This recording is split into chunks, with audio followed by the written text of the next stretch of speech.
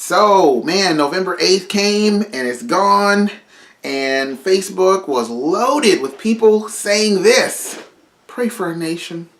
We just need to pray today. We need to pray today. My question is this, people. Are you going to be praying today like you were praying yesterday? Come June 17th.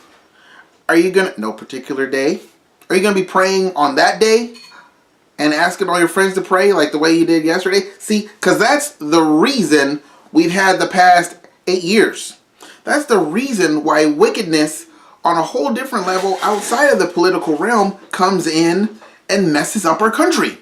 Is because we have a 9/11 and, pray, and everything's flooded to church 6 months after 9/11, business as usual. Not even 6 months, more like 6 weeks. Because the church gets all, it's like when you go to college. I didn't go to college, but so many times, people go to college, they got a test. Oh my gosh, the test is tomorrow. I gotta cram. Here's the church. Oh, we got an election tomorrow. We gotta pray. It's like, dude, why are you in college to begin with? Are you really in there to learn something and become better so that you can go on and have this great career? Or are you just doing it because that's just what you do? You see, there's the spiritual college person, and then there's the religious college person. So my question is, what are you doing walking with the Lord? What are you doing calling yourself a Christian if all you're going to do is pray when it's time to cram? You should have been praying. Where is your relationship with God that you're, pray today, pray. Man, listen, Jesus, he delivered this boy from a demon. And he said this kind only comes out by prayer and fasting.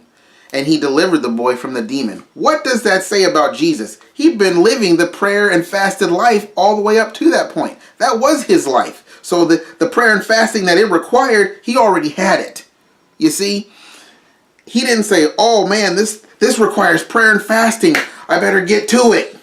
See, that's what we do. Every time there's a crisis, every time there's a vote, every 4 years, it's, social media and friendships get strained and blown up and all that because of a president, because of one person, and it's just like, wake up, Church of Jesus Christ. You need to be living that prayer life all the time, especially now, and it's like, if Hillary Clinton was just not going to be the president, that's just the bottom line. It was not going to happen. That the kind of America, it would have been a dystopian America at the end of 4 years, at the end of 2 years, honestly. But just because, now Trump's elected and people are celebrating, that's great. I'm celebrating too. I voted for him because I felt like he was going to be president anyway. But it's like, our real work begins now.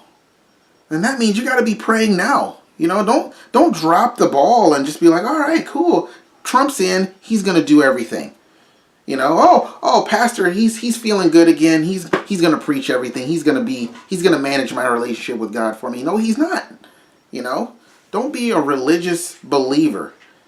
Actively pursue God and be praying. I want to see you guys praying a year from now. I want to see you guys praying 3 weeks from now. I want to see you that intense, fervent, righteous prayer that availeth much that you were asking everybody to pray for yesterday.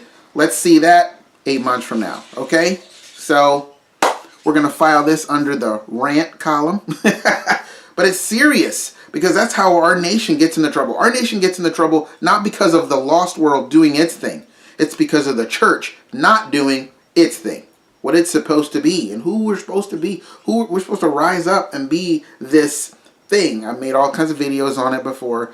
But, so honestly, I do really genuinely hope you're encouraged by that. And, admonished by that, exhorted by that, whatever. But man, don't stop praying now that it's over, okay? So, I'll see you guys tomorrow.